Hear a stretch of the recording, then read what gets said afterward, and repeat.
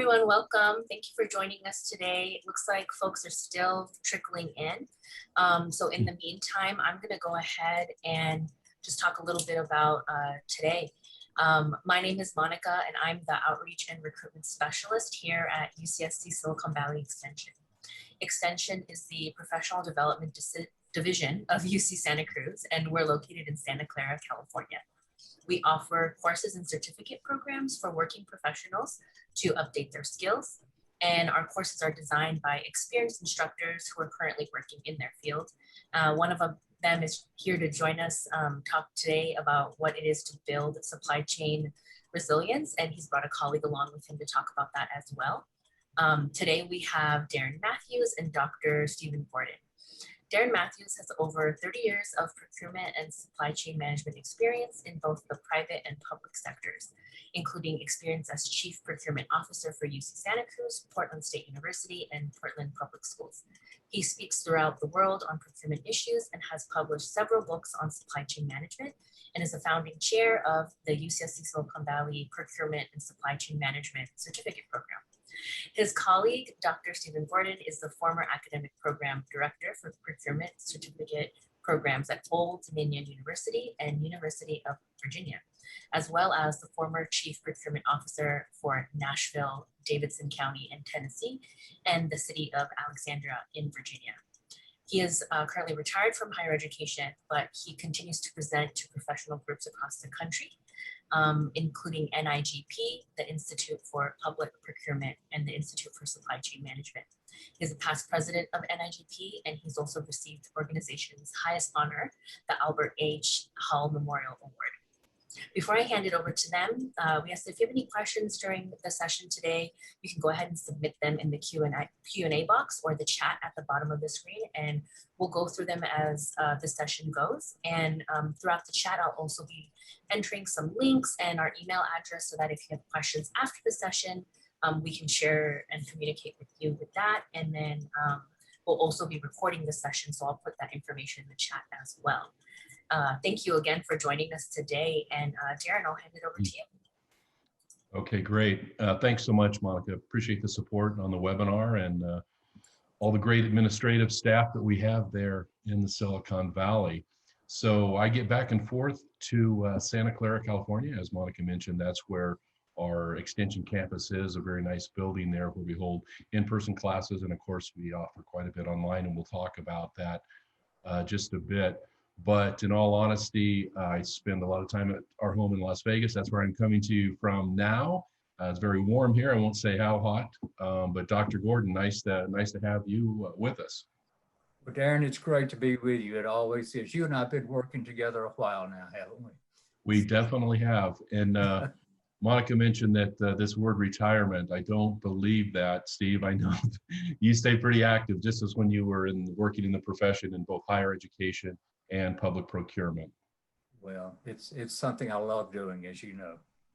Okay, well, we're going to go ahead and jump into our webinar today and talk a little bit about supply chain resiliency and some of the things we see going on in the area.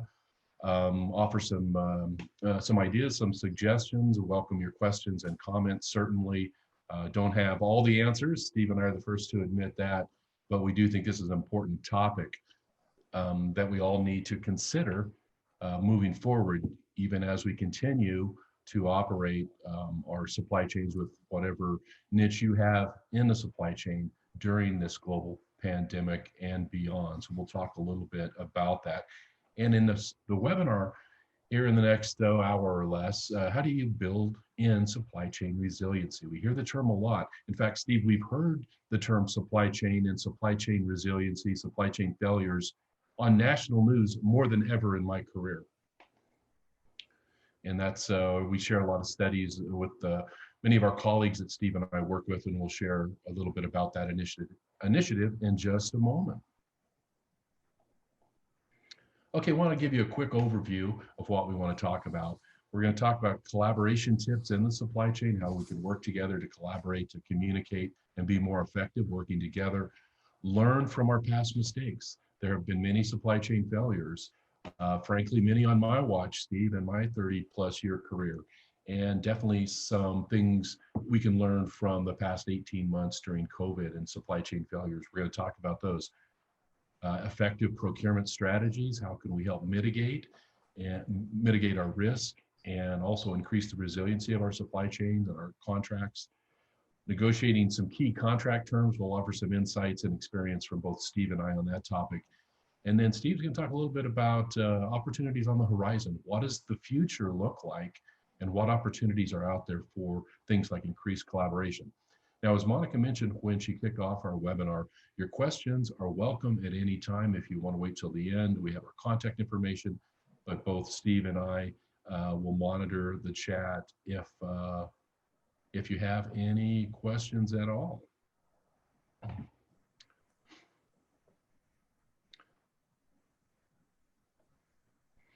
Okay, we're going to talk a little bit about the procurement and supply chain cycle. So before we go further and talk about the three phases or the three buckets that we see in procurement, just want to poll our folks on the line now. If you want to drop into the chat a particular industry that either you're working in or you're interested in. Steve and I both come from a public procurement background, so we're government sector, but I've also worked in construction and manufacturing. So if you want to give us an idea of your particular industry, you can go ahead and drop it into the chat.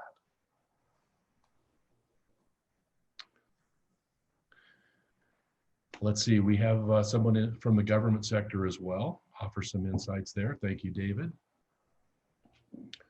With our, just while you're thinking about that, if you want to participate in this little informal poll in the chat, we also have Nathan from technology sector. That's a growing sector and that's going to increase.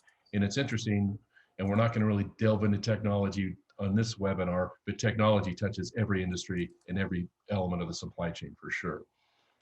Tim, food distribution with meat snacks. Thanks, or excuse me, Tom, thank you for that. Brian says logistics and procurement manager for tech.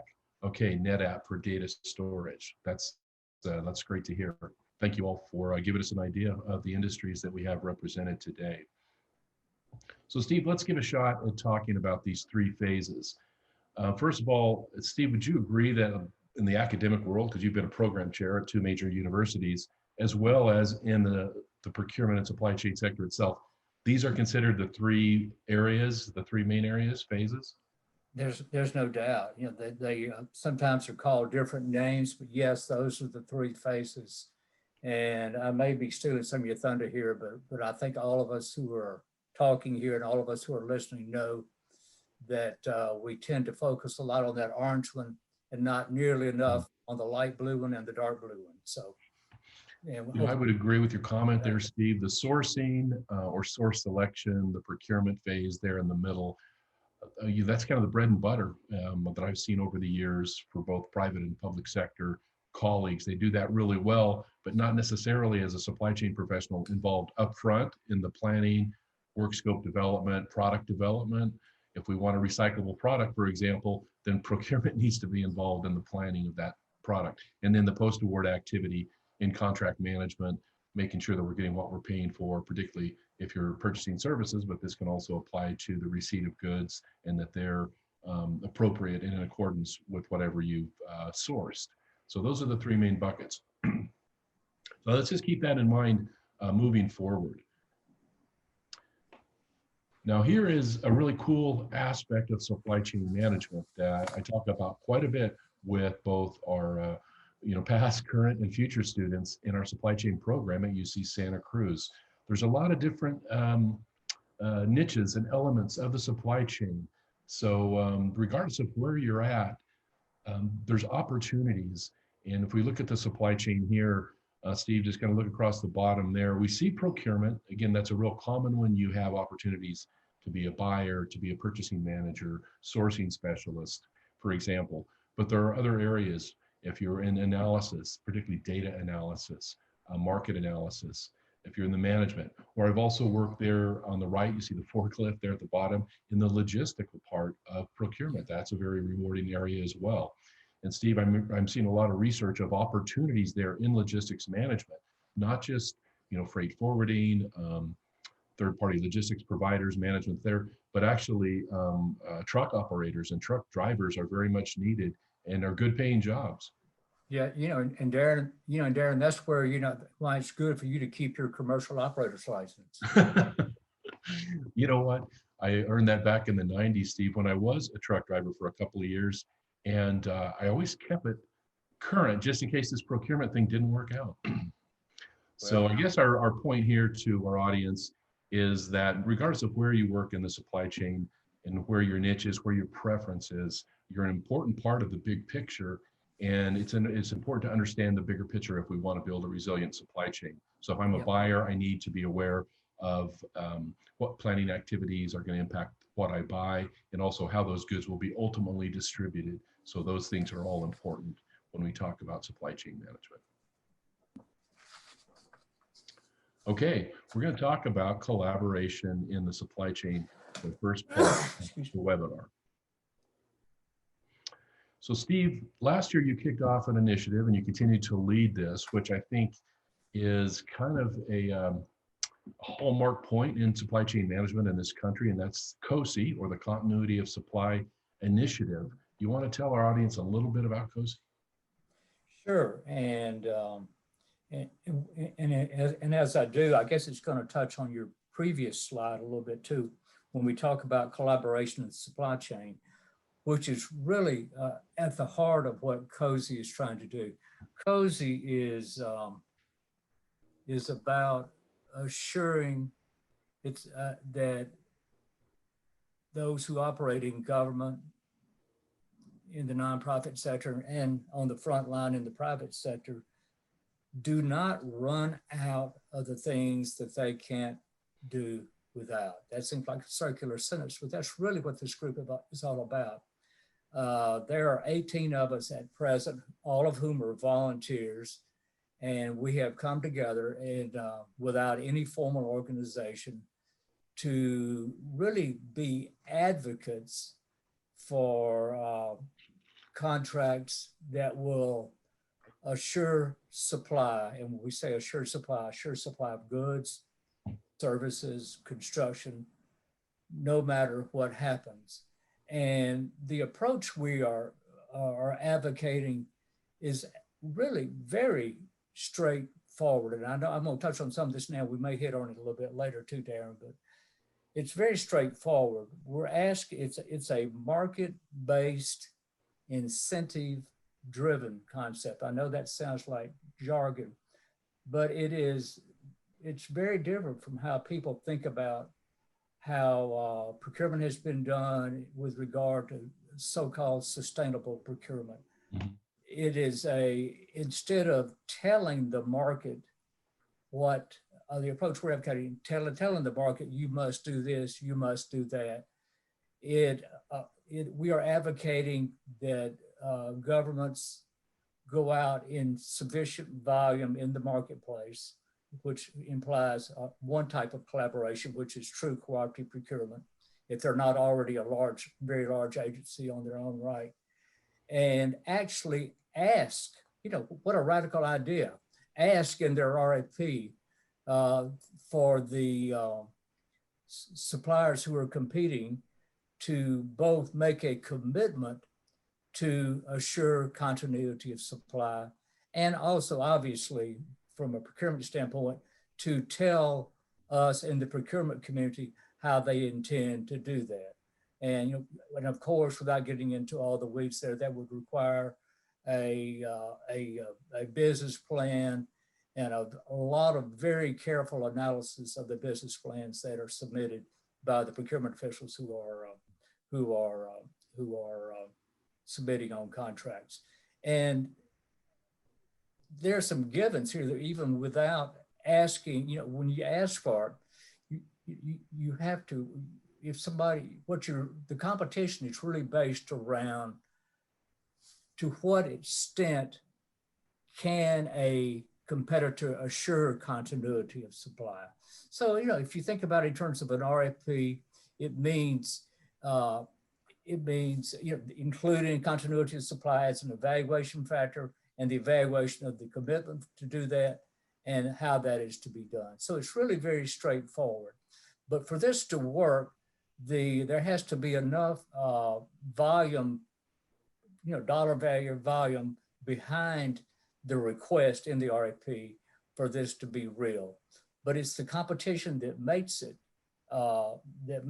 work. This is not, the concept we have adopted here is not new. This is something we have adapted from something NIGP did 40 years ago. Yes, I said 40 years ago, long before we have all the tools now available to us, both in terms of procurement methods and technology. I'll stop there for now, Darin. Okay, well, thank you, Steve. Yeah, 40 years ago, I was in my first year of Bible college and it was short-lived. They asked me to leave. That's why I got into procurement. Anyway, that's another story. But what we're talking about here with COSI and what Dr. Gordon has mentioned is really a collaboration that I have not seen in my career. Public, private, nonprofit, higher ed, all coming together. It really is exciting to be a part of that. So with all this collaboration, Steve, how does COSI really promote and employ collaboration?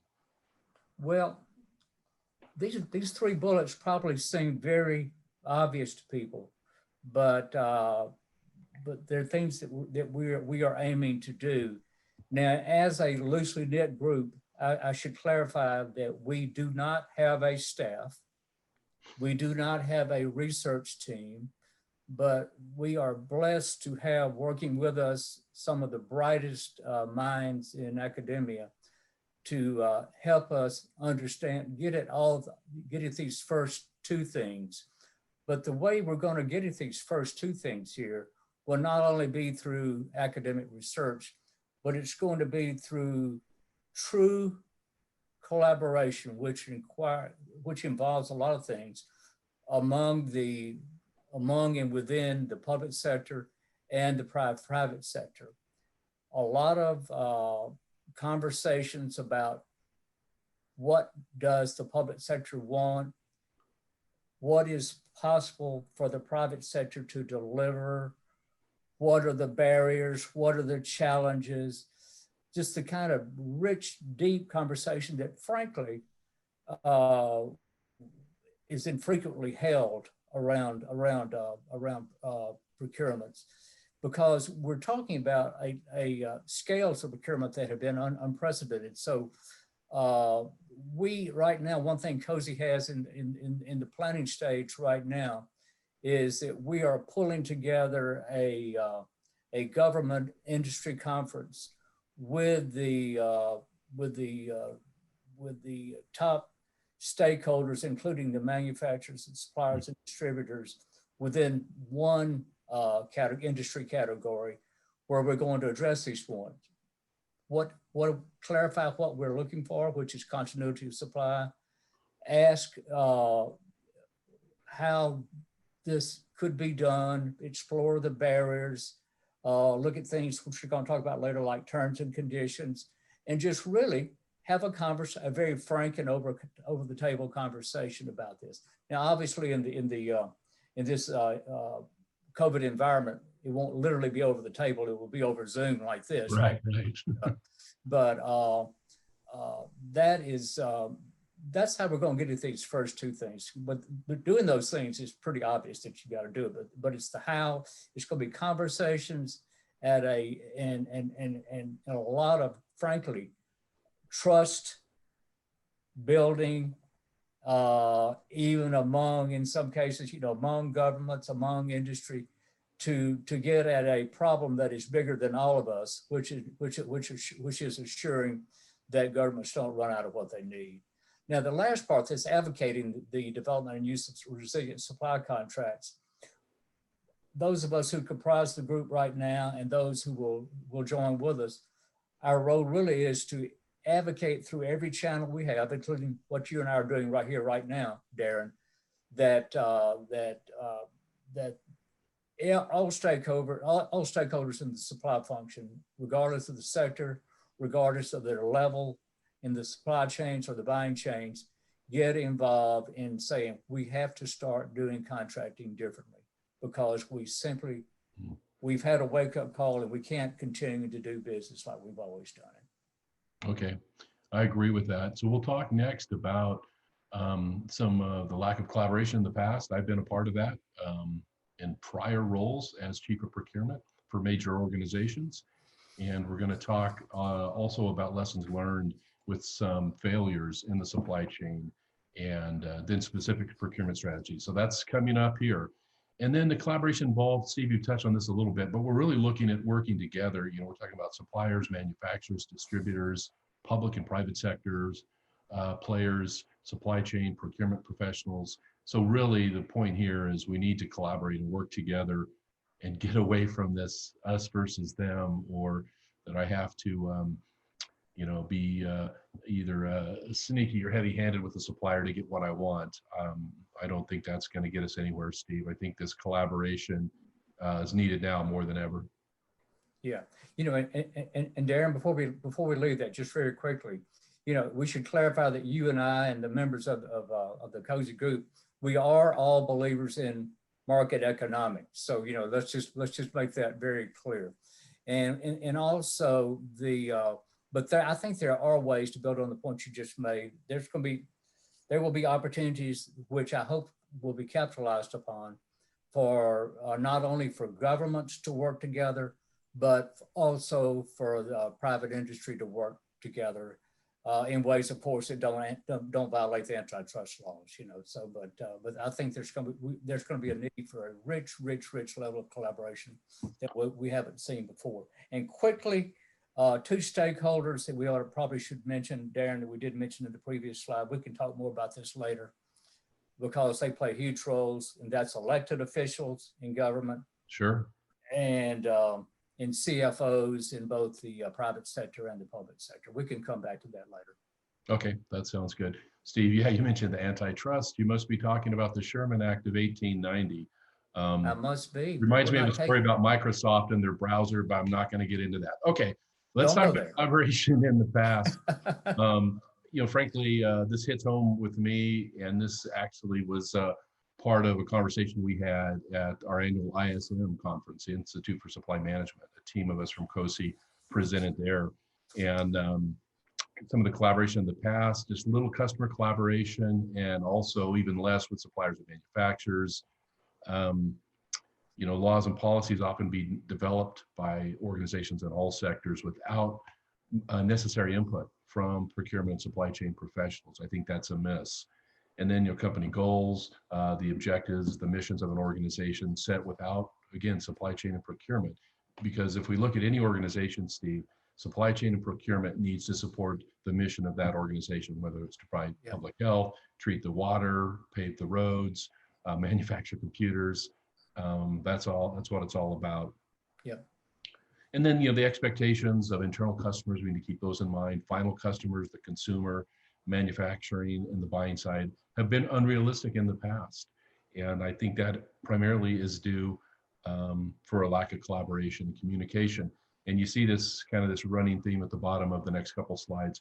You know, we need to ask ourselves continually, hey, what's working well? What do we need to change? And let's not be afraid to ask ourselves those questions. Yeah. Amen to that. Okay. So in the present, we're seeing, I think, better collaboration. We're enhancing the ability of folks in the profession to make better decisions, actually make them more rapidly and more efficiently. And to do that, we need current data, actionable data, real-time data. That's why the technology systems that we all use are so important. Improved analytical capabilities. Steve, when I was on staff at UC Santa Cruz Supply Chain, we had some amazing analysts for data and supply chain. And frankly, they made me look pretty good, but those analytical capabilities for anybody who's working in supply chain or looks to work in the field, so important. If you're strong in that area, you're going to be very marketable. And then the technology advances that we all know about. There's no doubt about it. But Darin, I think you saw the same, on C-SPAN, the same Senate hearing, committee hearing that I saw, where several of the panelists made one disconcerting point, though, and that is that there is a greater need for a tremendous need, rather, I should say, for supply chain visibility, particularly as you go farther down and down and down into the supply chain. And one remark, which one of the panelists made, which shook me up a little bit, was that there are a lot of CEOs of major corporations who have no idea what's going on in their supply chains 4 or 5 layers down. So, Very true. we're going to take, it's going to take collaboration and a lot of transparency on the part of everybody if we're going to figure this thing out. And I'll stop there for now. Yeah, I did watch that hearing. I thought it was very interesting. Just another example of what we're seeing on the national and political scene, frankly, on that involves supply chain. So these CEOs need to know. So Steve, I'll have to say, I got a text from one of my children, said, "Hey, you got a second to talk?" I said, "I'm watching a hearing on supply chain," and they texted back that I needed help. So, but I thought it was a great hearing. Yeah. We've talked about the need for communication, and when we say the C-suite, those are those high-level executives in our organization, chief executive, CFO, for example, that we need to interact and communicate. They need to know what's going on with the supply chain, and it's going to take all of you to make that happen. The value placed on supply chain, professionals, quality relationships with manufacturers and suppliers, those are so important, and they're going to continue to be in the future. So again, just here to kind of wrap up the collaboration on what we can do in the future, as we've been mentioning to you throughout the webinar, continuing to pursue this richer collaboration with all parties, contributing to the greatest resiliency of supply contracts. That's what it's going to take. All right, Steve, supply chain disruptions. Let's talk a little bit about this, and then we're going to get into procurement methods. So there have been some disruptions over time, including the last 18 months during the pandemic. Some can be expected if you're working with multiple organizations, with many divisions or many departments, their various functions. Sometimes a lack of organizational continuity and control or organizational communication can lead to a supply disruption. Left hand is not talking to the right, for example, but we can manage those. These can be managed through mitigation strategies, redundancies with contracts, redundancies with inventory on hand, and contingency contracts. Steve is going to talk about this here in just a little bit when we talk about procurement methods. Steve, you want to mention real quickly what we mean by contingency contracts? Well, you know, traditionally, I think most of us who are in government procurement have had contingency contracts where we, you know, in case, you know, our primary contract failed, you know, we had a contract, that we could back into and get what we needed. But the type of contingency contracting we're talking about in COSI, which is a little different, is that we're asking for the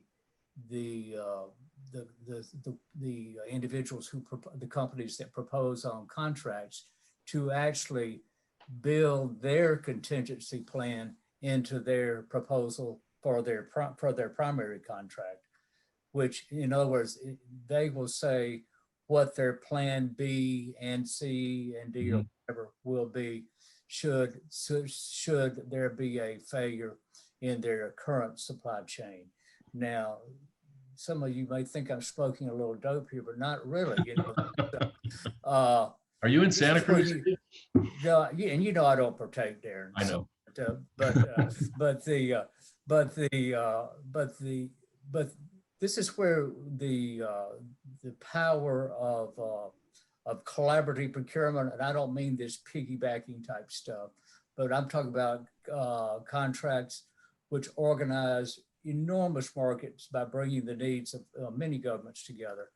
You can actually entice or incentivize or induce, whatever word you want to use, governments to build how they will address should contingencies arise, or put another way, their primary supply chains fail.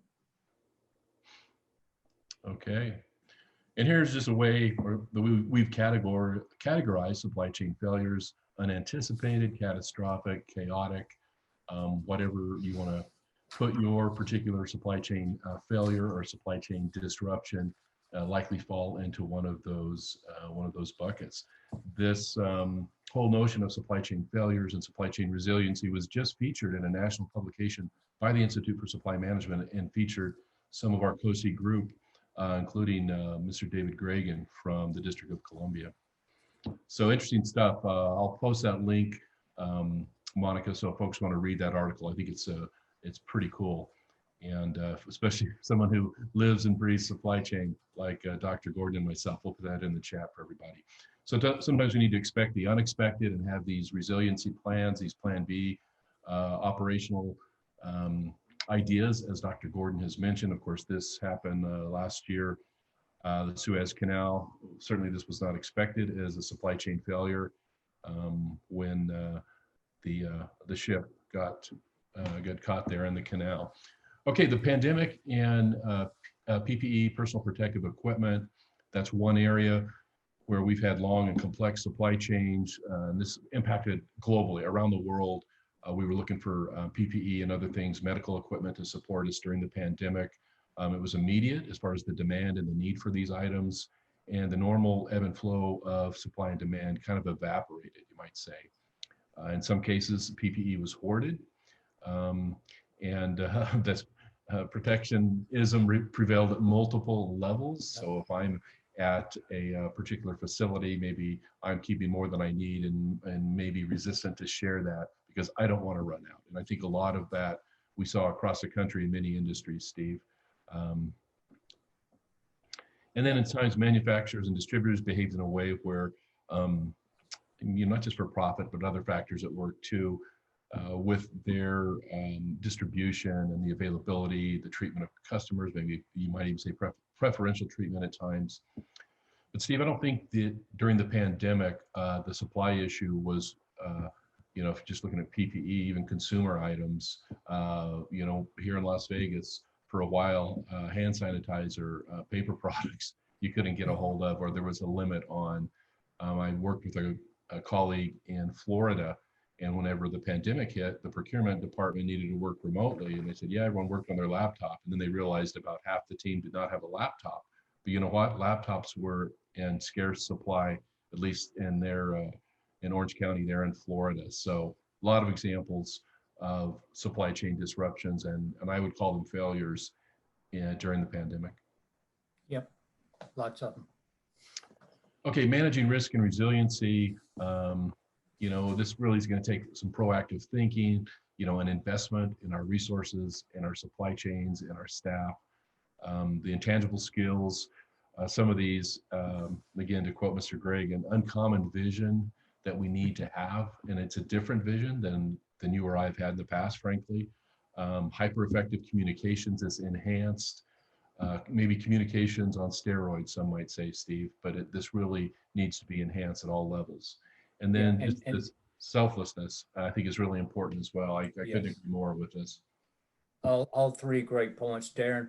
And there's one thing I would add, going back to that Senate committee hearing. Someone made the point that, and I'm going to use that word someone again, someone said, someone has to be looking over the horizon. Right. And now, who that someone is going to be is yet to be determined. But definitely, we can't be caught in a situation like we were before. So I'll just stop there. Okay. No, I think that looking forward does take that vision that we talked about here. It definitely So we thought this was a good place to talk about required competencies in procurement and supply chain, these leadership skills that we need, full understanding of the value that we bring and the opportunities for value. And in the past, Steve, at NIGP, we call this the sphere of influence of procurement. It's tremendous.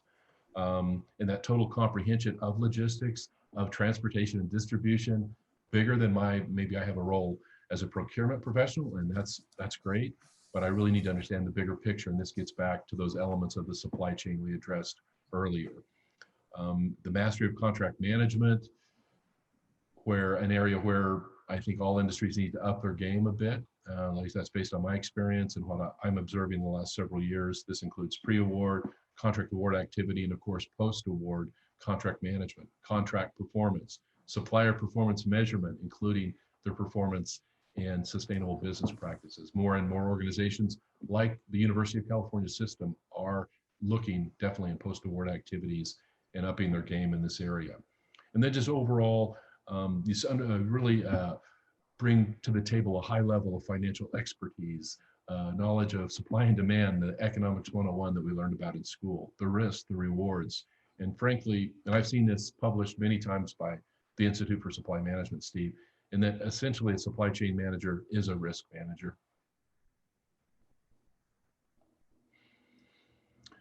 All right, Dr. Gordon, I'd like to talk a little bit next here about effective procurement strategies. And here is kind of a decision tree, if you will, or a couple of options.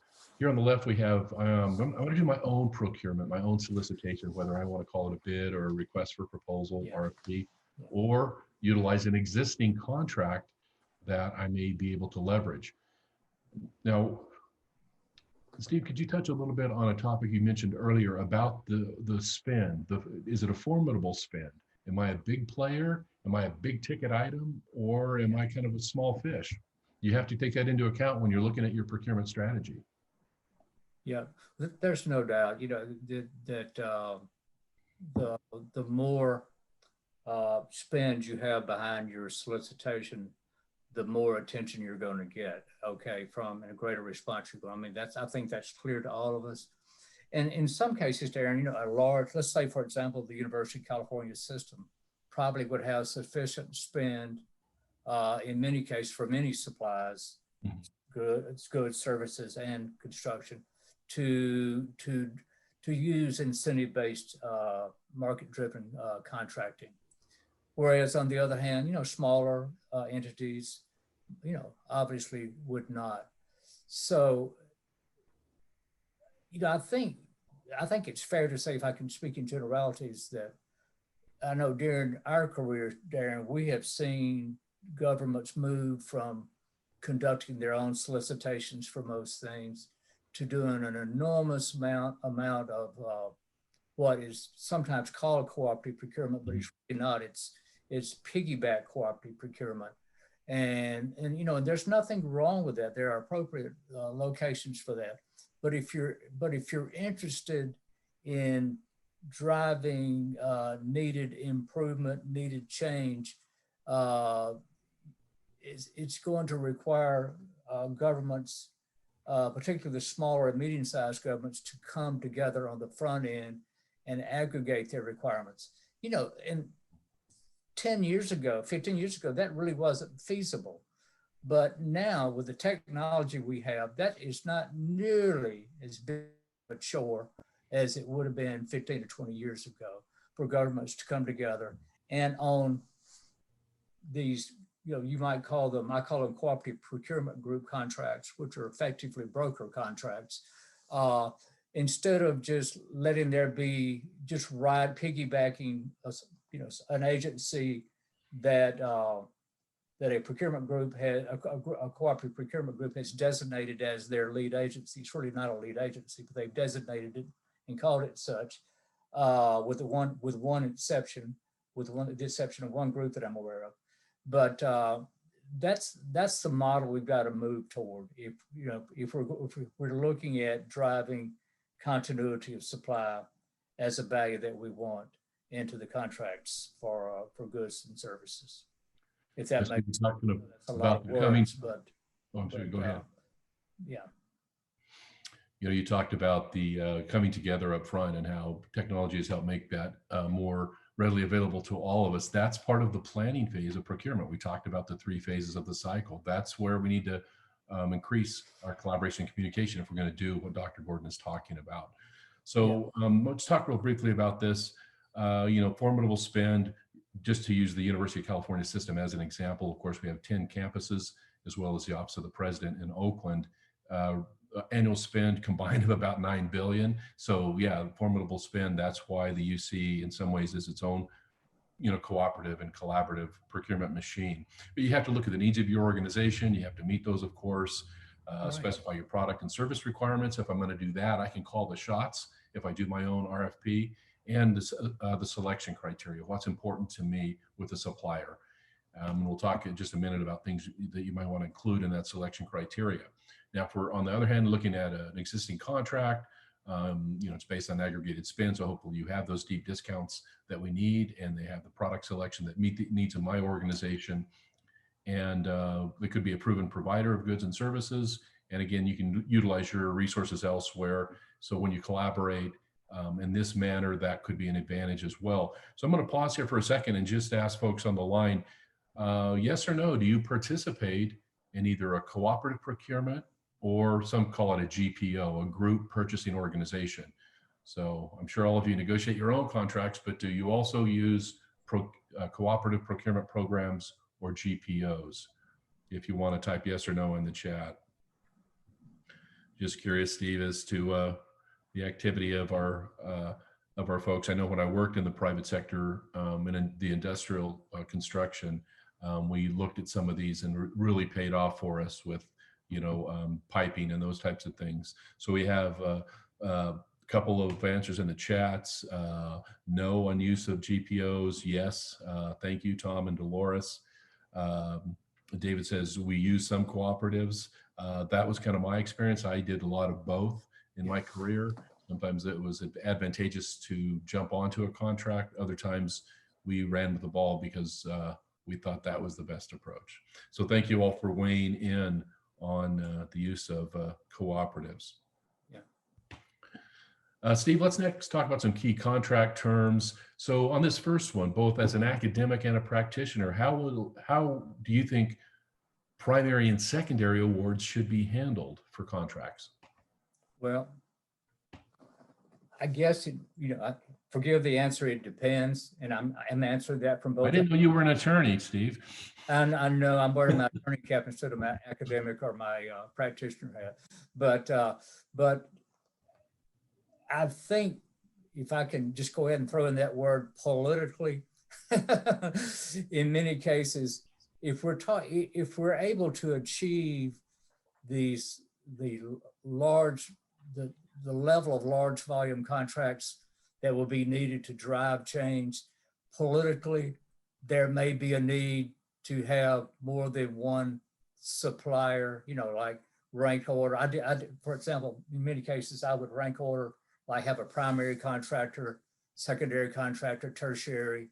And because, as Bo Grant used to say, in politics and government don't mix, but in government they have to. So you remember that quote of Bo's quote on that point? I do. So, but I mean, in an ideal world, you would want to have a primary contract, just have a single source contractor, single, let me watch words here, award one contract, okay? Because you're trying to use as much competitive pressure as you can to drive as much resiliency as you can, okay? If that makes sense. Dedicated inventory, I'm not sure that's the kind of thing in a solicitation of the type that we're talking about with COSI, that you really want to specify. That certainly is an option and certainly will be an option, but for a contractor who bids on these resilient contracting opportunities. But as we just to state the blinding obvious, inventory costs money no matter who holds it, right? Sure. But you want to give as much flexibility as you would in any performance outcome-based contract to allow the proposers to say how they're going to, maintain continuity of supply. Lead time requirements, clearly, if you're using a performance-based type contract, you will evaluate that up front. And if someone is in the case of a resilient contract, the supply should be available at any time, frankly. And Steve, and I've seen some industries this work better than others, like with the lead time requirements. For example, if you look in automotive repair, fleet maintenance is, where you supported procurement, and I've worked in that role early on in my career. Many industries, you can do an RFP in a contract and get this guaranteed same day or next day delivery and keep your fleet moving. So right. I think in technology, both the dedicated inventory and lead time can work well in the tech industry. But I don't think one size fits all, I guess is my point. No, and your point is well taken. This provides an opportunity to clarify my earlier comment, Darin. With the type of outcome-based approach that we're advocating through COSI, it's up to the individual competitor for that contract to offer as much responsiveness as they want to on lead time, okay? But they're not required to say anything. Of course, that'll be taken into account in the evaluation process. But you understand what I'm saying? There's not a at anybody's head. They have the flexibility to say, we can give it to you. We can assure that you have it within, again, not specified in the RFP, but we can give it to you within X hours, X days, whatever. Okay. You know, Steve, and we've talked about this a lot over the years about the selection criteria and leaving it, not painting yourself into a corner, but leaving it open enough where suppliers can bring to the table their best value, including how they're going to ensure continuity of supply. That's part of the selection criteria. And that's really the key, rather than me saying, check 4 of these boxes, and if you do, I want the lowest cost. That's probably not going to get us continuity of supply. But if you allow for supplier innovation, they can bring something that you weren't expecting. Because they're going to tell you what they can do without you specifying what they must do, okay? From a process standpoint. Clearly, you know, the outcome, high level, is what? Supply never fails, okay? That's the desired outcome. Okay. That's what Johnny Cochran would say, keeping your eye on the prize. Okay. Yeah, that's right. Okay, indemnification and insurance. So you want to talk a little bit about that? Sure. Really, this gets back to, you know, us serving in a risk management role or a risk mitigator role in procurement, working with our risk managers. You're going to address these areas. These are just a handful of contract terms. We're certainly, it's on an all-inclusive list. And then be aware of termination rights, including contractor performance, or in some cases, lack of performance, termination for convenience. We talked about the politics. That was a requirement for the regional government of Portland that I worked for. The council wanted the right to terminate for any reason. So anyway, some things to consider. Yeah. Okay. Can we flip back just very quickly? I know we have a time crunch for just. We're time crunch. Okay. Real quickly. Indemnification insurance. Again, that's going to put the burden on us to make sure, as we evaluate these proposals in government, that never comes into play. That's as short as I can say that. Okay. I'll take that. Just a little bit of research here from the Jigsaw Business Group. Expectations on supply chain. Let's take a look at this. Supply chain professionals that experience pressure to improve their business capabilities and supply chain performance. 73% reported the increased expectation by their organizations. And see, the survey was from all sectors and all industries. So I think the expectation is out there, but I also think the opportunity to bring this A game of improved performance in supply chain is there as well. Okay, we're getting toward the end of our webinar. We're going to talk about future opportunities and learning from suppliers. Steve, you want to kind of walk us through this here quickly? Well, given that we're in a time crunch, these are the kinds of points that you address at these organized government industry conversations. Okay, Darin? These are the kind of things that you look at. Now, we certainly have ideas, we being cozy, about how we would address these, but these are the things that you literally just ask one another across the table. You know, what can you do? What are you planning to do? What would motivate you to do something differently? What would be the challenges you would face? And we know what any of those are without getting into them. And how can we, from the demand side, help you on the supply side? But these are the questions that this is the kind of collaboration, rich collaboration that needs to occur. But it needs to occur in the types of formal settings that we're planning to occur. And again, with enough clout behind it to get the right people to show up on the supply side and on the buyer side. Yeah. Agreed, Stephen. I think there's just an endless amount of value we can gain from our suppliers. So much we can learn, including barriers of working with, small and diverse businesses can fall into this category as well, because they could be a key player. They are key players in ensuring continuity of supply. Yes. Yeah, lessons learned from our suppliers. And then we mentioned this a bit, Steve, if you want to touch on this again, the market-based incentive-driven contracting, how we're going to make this happen. That's right. And when we say market-based incentive-driven, without plowing over the field again, really, government is actually asking government and other customers are asking the market, how can you help us assure that we don't run out of what we need?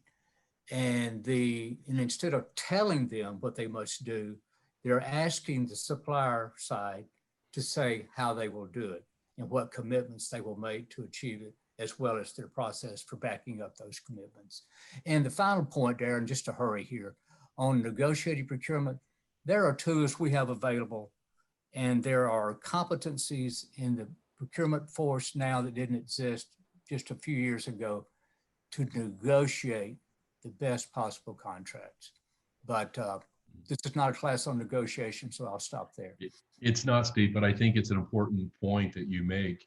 And this whole skill for negotiation, I have seen it enhanced in the public, private sector, commercial, industrial. And that is why folks like the Institute for Supply Management tell us, based on their research, that negotiation is a key attribute now and in the future for supply chain. So I like that. And I also like the points you're making here, Steve, about the flexibility when responding to RFPs. Allow the supplier, as we mentioned before, the supplier innovation, allow them to bring a solution to the table in your RFP and have some flexibility in there. Don't paint them into a corner. That's right. Of course, we also learn from organizations, including our customers, what are they doing differently to make their contracts resilient? Let's take a look at that. And this is going to take the communication that we've been talking about over the last hour. What do they intend to do differently than we have done in the past? The barriers, we've mentioned those. And actually what motivates them to contract for resiliency. So find that motivation, that incentive that Dr. Gordon talked about earlier. And Steve, we also need to engage, just like you're doing or we're doing with our COSI initiative, SMEs or subject matter experts. We need to engage all these parties if we're really going to improve our performance and our supply chains moving forward. So some organizations there, of course, we talk about faculty, not just supply chain, but public procurement and public administration. Some leading organizations in the supply chain space, ISM, NIGP. Right. I know we're throwing a lot of letters at you, but we think these are important to keep in mind. Yeah, and don't forget NASPO. That's another big one. NASPO, state procurement officials, absolutely. Yes. Great. Charlie notes, was just on a webinar about procurement negotiation for salespeople. Love it. I would love to attend that, Charlie. I think I could. I'm always learning, even at my age there. So, I just actually last year I just completed my second master's degree. So I've been in school for a long time. And the seminar that Charlie's talking about, maybe you can send us a note on that, on what you attended, because I think that's something for us all to learn from sales and procurement and vice versa. Okay, we've shared with you some supply chain comments. They have the recording too, that's awesome. And we've allowed and encouraged questions throughout, and we appreciate your participation. Any questions or comments, feel free to drop them into the chat. We'd welcome them. And while you're thinking about any questions you might have, just to throw it out there, a couple of supply chain courses that I will be teaching later this fall. One is effective procurement strategies. You can see the dates there. The other one that's very near and dear to me is sustainable supply chain strategies, and how important the three pillars of sustainability are in our procurement and supply chain world. So those are both going on later the fall. If you're interested, there's a link there for additional information. Of course, you can reach out for more information on any of our programs at Silicon Valley Extension, at extension@ucsc.edu. They might also throw a discount code your way if you're interested in that. I'm the program chair. I have been for the last 3.5 years since we've developed procurement and supply chain in the business department for UC Santa Cruz Extension. You can reach out to me anytime. As you can see, pretty easy to get a hold of. Okay, we see some notes in there. Some links in the chat on the courses. If you're interested, you could easily click on the chat there. Appreciate your comment, Nathan. Good information. And Dr. Gordon, I may as well ask you here, would love to have you as a guest speaker at our classes this fall if you get a free moment or two in your evening back there in the DC area. Love to have you. Darin, it would be a pleasure. I always enjoy working with you, always have. Darin, may I just make a quick, not a plug, but just an offer here. Absolutely. If anyone out there who's interested in becoming a part of the COSI initiative. Darin and I and David and all of us, Norman, all of us would love for you to join with us. You don't get paid. All you get to do is work, but it's not that much of it. And your primary role is advocating for the type of approaches that Darin and I have been talking about. So if you're interested in doing something like that, reach out to me at Stephen B. Gordon, that's STEPHENBGORDON at gmail.com. We'd love to have you join us, wouldn't we, Darin?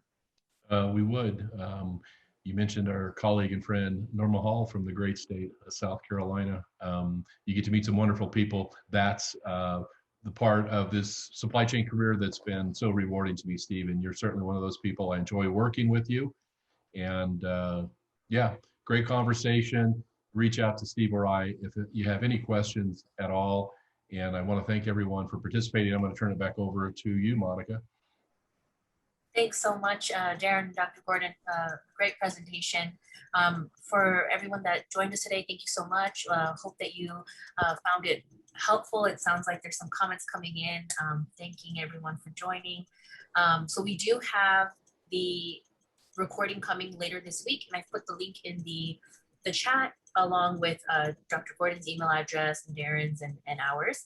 And so we'll send you an email update once the recording is posted on the website. And go ahead and if you want, you can also subscribe to us and then keep getting these updates from us in the future. Check back our website in September because that's when fall gears up, and that's when enrollment starts for the fall quarter. Thank you, everyone, again. Thank you so much.